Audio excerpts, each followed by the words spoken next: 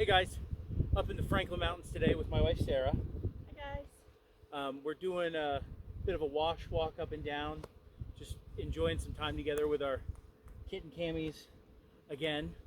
Before she goes, she's going to be deploying over to Poland a little over a week. So we're just enjoying some time together.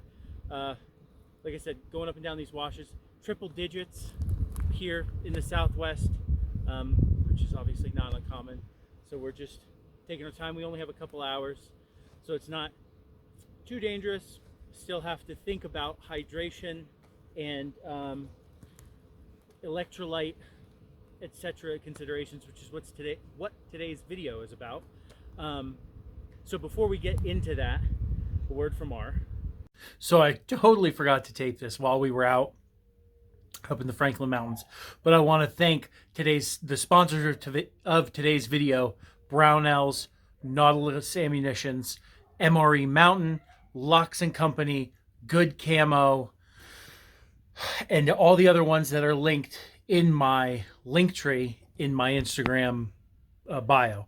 I just wanted to thank them all for providing items that were either used in today's video or just sponsoring the channel / the Instagram page. So thank you to them for providing all this stuff and to be able to keep and have the channel continue to grow and be able to make more content. So thank you to those guys. All right. So today's topic is hydration and avoiding heat related injuries, i.e.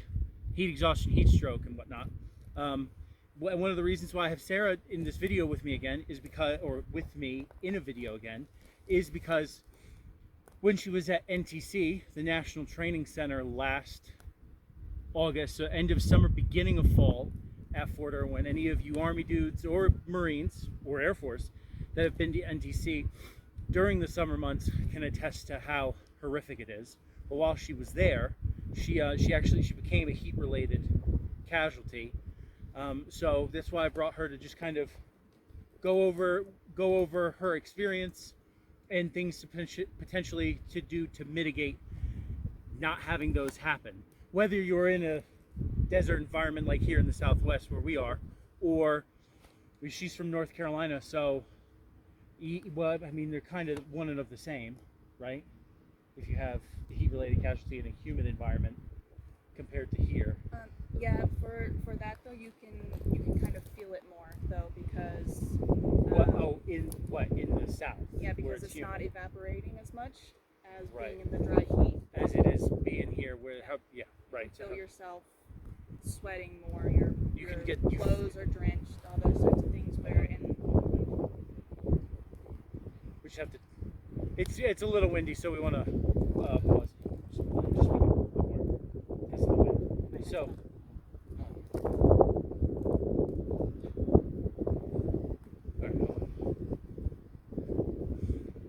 So I mean, I've experienced it going down south and getting drenched and feeling it with the humidity. I guess you do feel it more than you would here, which is the biggest thing. And it's not even necessarily here where we are, El Paso, this section of the Southwest, but I would almost say the Rockies, right? Where it's drier, higher elevation, it's drier. You can't feel it as quick, and then all of a sudden hits you. So what happened to you? What happened to you at NTC? So for me, they were having a heat wave, as it were. I guess it was well over into the triple digits. Like, I think the hottest day we had was 115, and for that we were actually unable to really work, because obviously in Death Valley there's no trees or anything like that, so the only shade we had was our equipment. You guys didn't even have fucking tarps. It was what, cami nets? Yeah. To create the shade.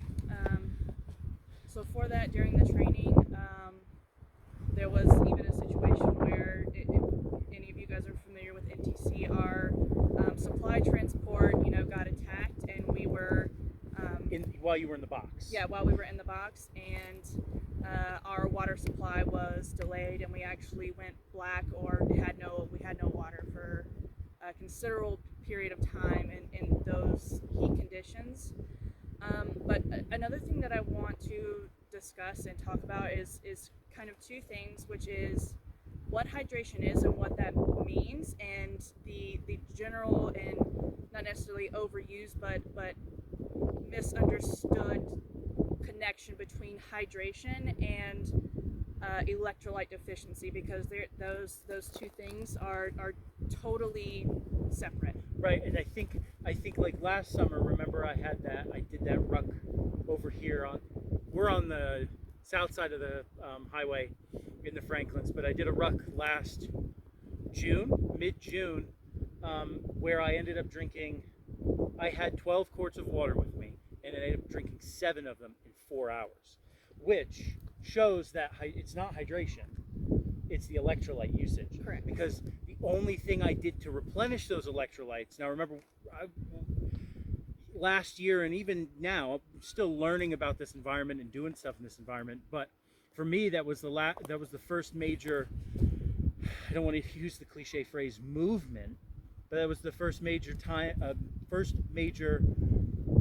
distance, not like rucking on the track on base or anything like that. And the only thing I had to supplement or to help with my electrolytes was 2 MRE drink packets, which are obviously not enough. Okay, so you said the difference between it. So what do you mean by that? So for starters, for proper hydration, right, men and women are different in how much water they need and Wait, have. are you saying there's only 2 genders? Is there only 2 genders? Okay. So there's a difference between that. So a woman's body is about 50% water, because we have a higher fat content in our body, and the majority of water in our bodies is held by our muscles. So men have more Right. water in their body. So men are over 60% into the 70%. So that's when they say that humans are made up of 70% water. Correct. They're generalizing it as a man. Men, yeah. They're averaging So, it to a man. Okay. So that being said, I just want to talk about hydration in the muscles and what electrolytes are and what electrolytes do, because you can be fully hydrated and still be a heat casualty. Right. So, and especially with one electrolyte that can actually be really tricky to deduce that you're missing. So I did bring a booklet with me because I wanted to get the definitions right for you guys, but it's I'd also like to say that I have a degree in health science, a bachelor's degree, so I do understand the human body. So what she's saying without saying is she knows what the fuck she's talking about, Well, which I can concur / I back it up, because the majority of body, like, I'm pretty cognizant on like the human body and how our bodies work, but when I need specific details or I want something defined, I go to her because she's got a degree. That being said, it's like, oh well, if you have this degree and you're educated in it, how can you still become a sergeant in the army? What? Yeah, no, a heat related injury, and I'll go over that too. So first of all, there are 3 types and 3 degrees of heat-related injury or illness. The first one is, heat cramps. The next one is heat exhaustion, and then finally it's heat stroke. And so a lot of times it's a very cliche term. Whenever we're exercising in the heat, it's like, oh, we need to replenish our electrolytes. We need to drink water. But what does that mean? So an electrolyte is a positively or negatively charged mineral that our body needs to function, most likely because our entire body is a light bulb in a sense. Literally, literally. We are an electric being, so we need those things to function, especially our muscles. Right. So our muscles and our cells, right? That's where our minerals go, is to make our cells work. They're called myocytes, and there's three different types. There's the skeletal, smooth, and cardiac, right? So skeletal muscles is basically how it is. It's our muscles that, you know, make our arms, legs work, right? Tris, bis, all those types of things. The actually, well, I mean, not that you don't use all your muscles, but the exerted muscles. Yeah. Smooth muscles is basically our digestive tract, right? So things that we don't consciously think about. They don't convulse. It's the involuntary muscles. Yes, correct. Right. So how we swallow, you know, our organs moving, food down, all that other kind of stuff. And then we have our cardiac muscle, which is obviously the specialized muscle for our heart, and I'll get more into that in a minute. But all of these things, and they also help with chemicals going in and out of the cell as well. So right. the major electrolytes that we think about are sodium, magnesium, potassium, and chloride. Now, sodium, magnesium, and potassium, they are positively charged, and chloride is a negatively charged electrolyte. So for starters, sodium, it plays the role in helping your cells maintain the fluid. And when you have a deficiency in that, that's when you're getting the headaches, the nausea, vomiting, all that other types of stuff. And magnesium helps cells turn nutrients into energy. So this is, then they play a role in your fat as well. So using that fat to burn into energy, that you need magnesium for that. So this, where you would get muscle weakness, cramps, just general lethargic, becoming lethargic. Lethargy? Yeah. Yeah. So, and you can also get heart arrhythmias with magnesium as well. AFib, right? That kind of thing?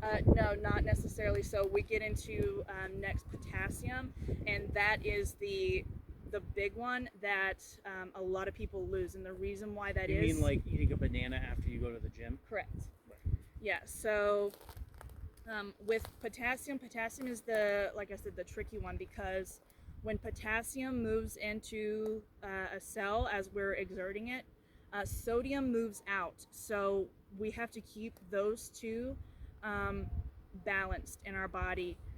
And potassium really affects the cardiac muscle cells. So if you lose potassium, you will get into major heart arrhythmias and potentially, you know, AFib or things like that. So to go along into what happened to me, that is the electrolyte that I lost. So I was actually really hydrated. Like, we were drinking lots of water, even while you were on black. Correct, yeah, and right. You know, making sure my soldiers were drinking water, all of that type of stuff. But the issue was that the water that we're drinking there is purified water. Right. And if you are drinking, it always comes back to this. Yeah. Yeah. So yeah. Purified water, while is good and safe to drink, whenever you ingest that into your body, the minerals that you have, it has to attach to something, right? So those cells, and to have those chemical transactions and to have that electricity moving in your body, it has to attach to that. So as you're drinking water, the electrolytes that are already in your body has to attach to that to make your muscles move. And as it goes through your liver and kidneys to be expelled, you're losing more electrolytes than you're actually taking in drinking purified water. Because it's just basically draining your body of those minerals that you're already depleted of. Correct. And it's just creating a vicious, well, it's a downward spiral, to be honest, because you're going to run out of it eventually. Yeah. So what happened to me was, and another thing with potassium as well, is that you will have more frequent urination with this, and you hear the term of rhabdo, right? Rhabdomyolysis, which is your kidney cells breaking down, is another very critical sign of a potassium deficency. Because your piss turns literally red. turns yeah, you're literally reddish, like brown. Correct. Yeah.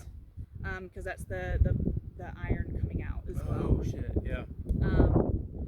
So with that, I thought that, and I was well hydrated. I was urinating, I felt all the time.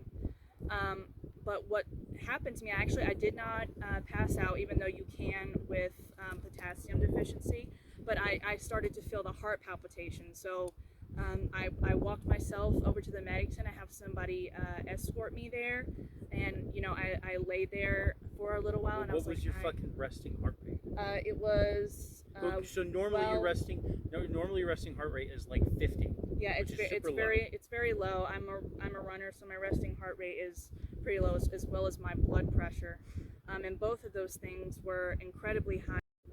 You were saying your resting heart rate, etc., for when you were a heat casualty.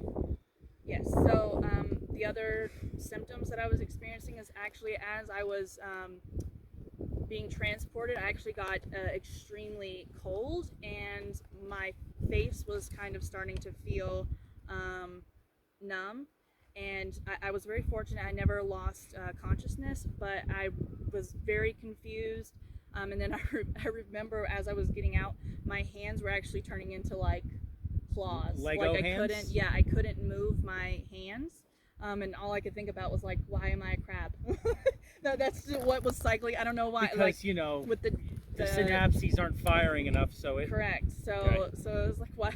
And so they continued to give me fluids through IV. They did give you an IV. Yes, I got several. I got 3, I believe. Before you got to the hospital. Yes, and then they gave me more there. So luckily, I don't think I was. I never went into rhabdo. But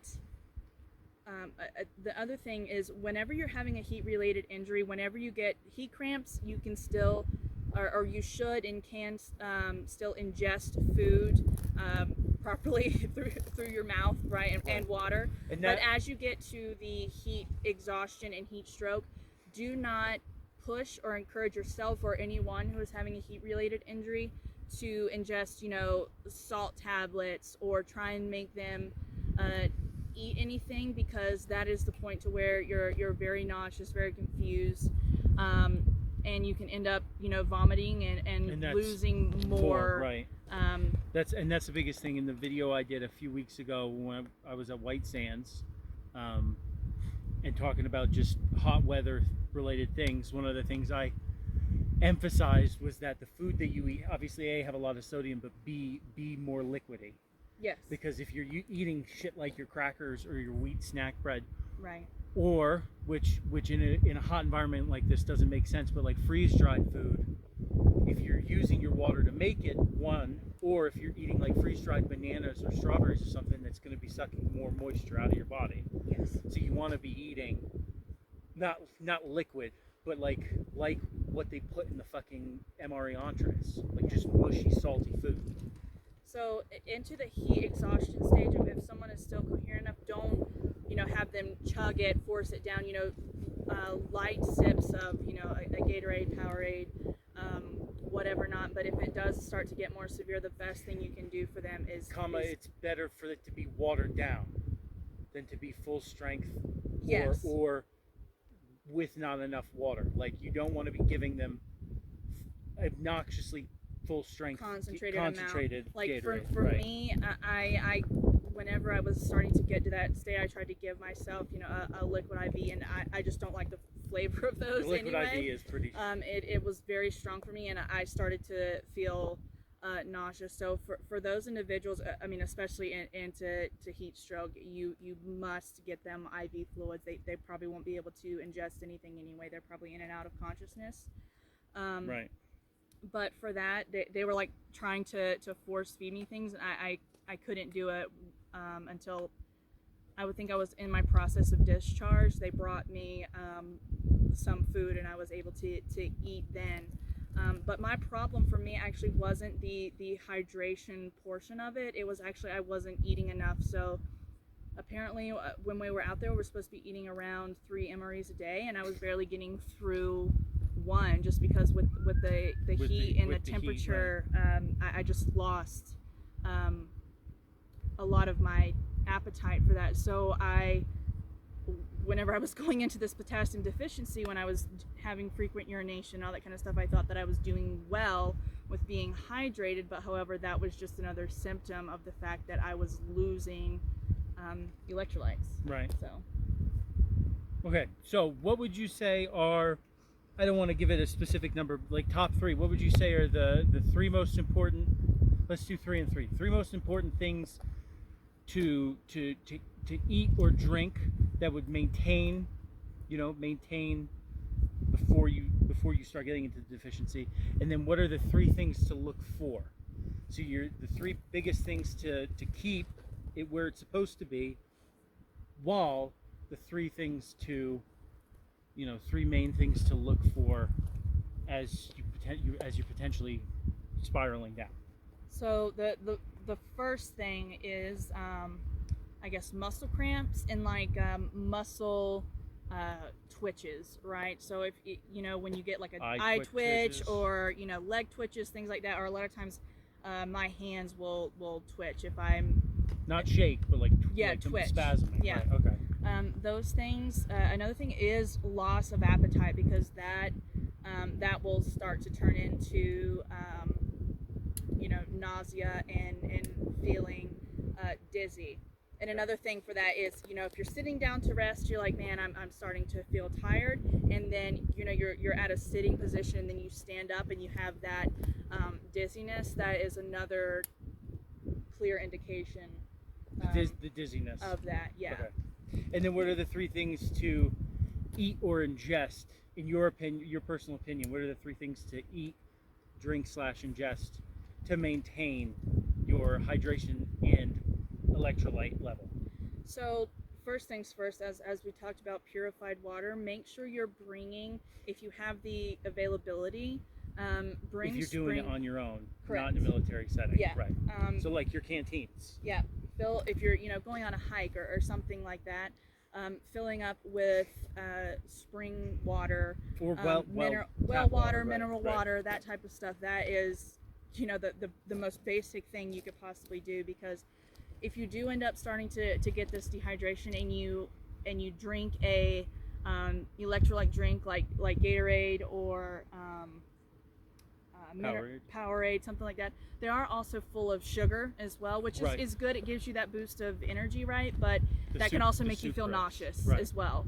So just drinking the proper water first is one thing, and if you have the ability to have fruits, whether it's freeze-dried, dehydrated, those types of things. Applesauce. Applesauce. Like the Go Squeeze pouches are good, and having crackers, because that's a easy sodium replenish. Right. So, not something like fucking a biltong or beef jerky where it's going to require a lot of eating, which is more saliva production.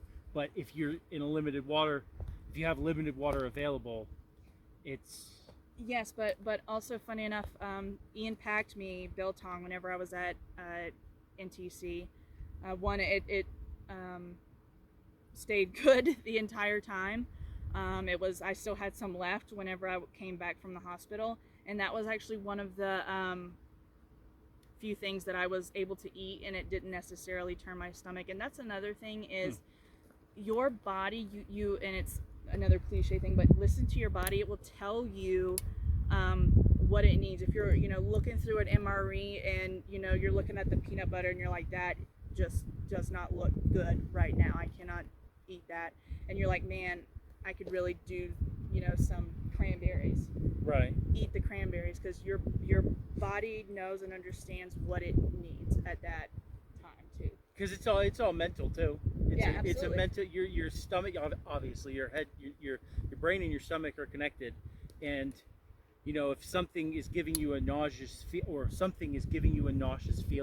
there's a fucking reason for it. Yes. If everything's making you nauseous, then you've got an issue.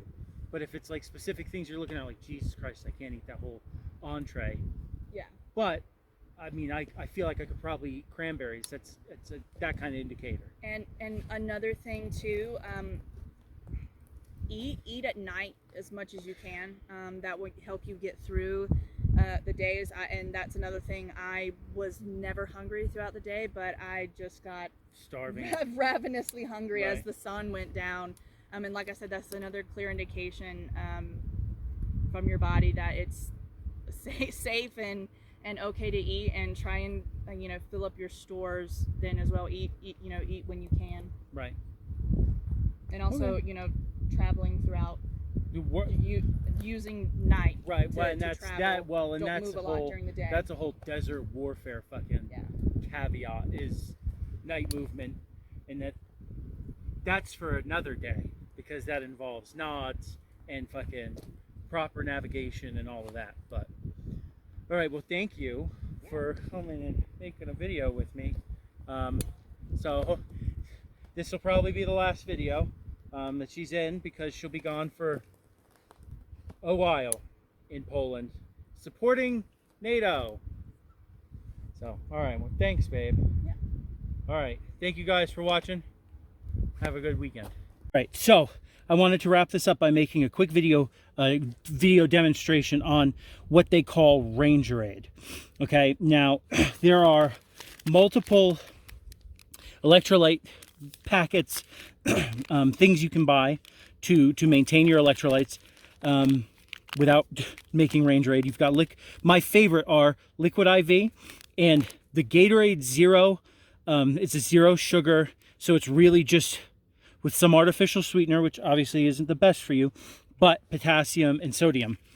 So these are the two that I personally like to use. The Liquid IV doesn't taste, it tastes more like electrolytes, if that makes sense.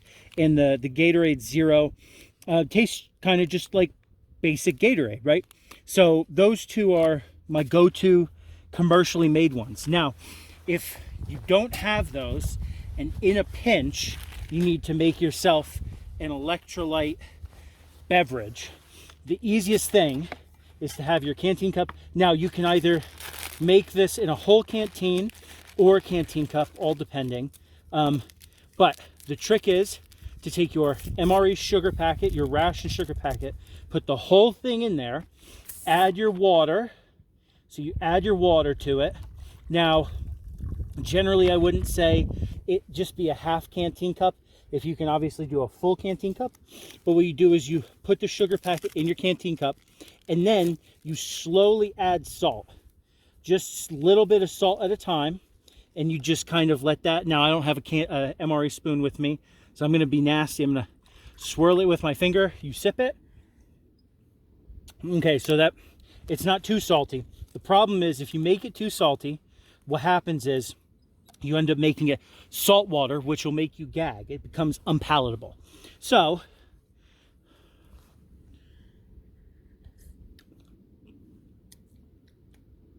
okay, so that is just over the line of enough salt, and I used half the packet.